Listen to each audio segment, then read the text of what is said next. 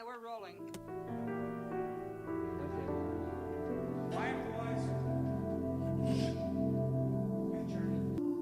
Friendship, an epitaph for John. As the June setting sun falls slowly behind its crystal lake, friendship, however fleeting, however swift, will be the light in our eyes when we awake.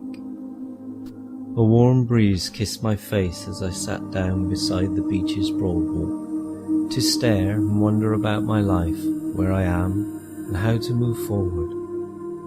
This is an odd place, Toronto, to end up after 50 plus years deciding which road to take, which corner to turn. Nice day for it.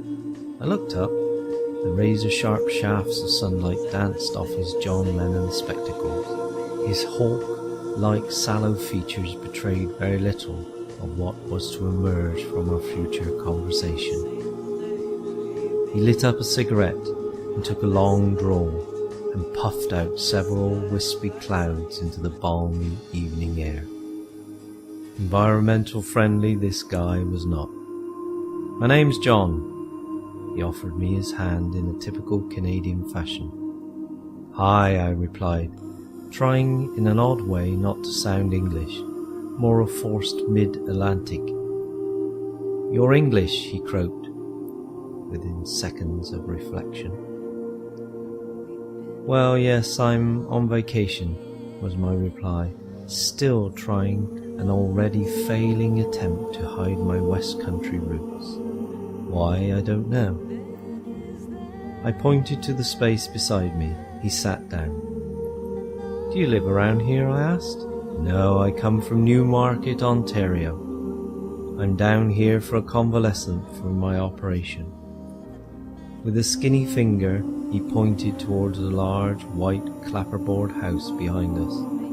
"Staying at a lady friend's house over there." "Are you better?" I inquired politely. "Got terminal cancer, this stuff," pointing his cigarette toward the blue sky in defiance. "It's no big deal," brushing aside his fate with a flip of his hand, like the evening breeze blowing a petal from a battered rose. "My consultant says just do what you want, enjoy the time you have, make peace with God or dance with the devil, so I chose the latter." He laughed, coughing, covering his mouth with a small cloth. This guy was my age. He has lived in our world. He has seen and tasted the events that have shaped our lives, albeit in different corners of our globe.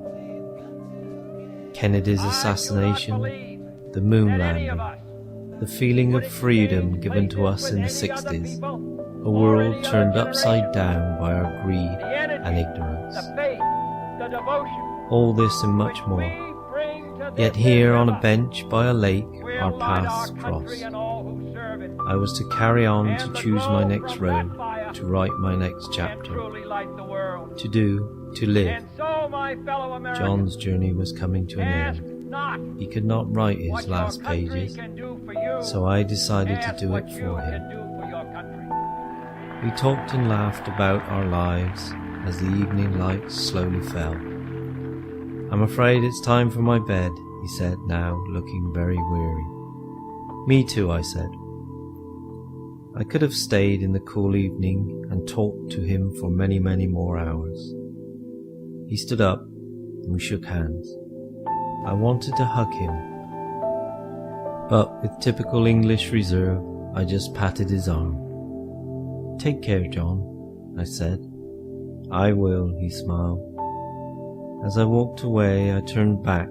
John was standing, staring out towards the setting sun, falling slowly behind the lake. My heart was heavy and sad, for I knew when I would return to the beaches, John would not be there. Only the sun would remain in a reassuring way. The next time I take a look at a departing sunset, I will remember my friend John, who I talked and laughed with one evening in June by a lake in Toronto. Friendship, an epitaph for John.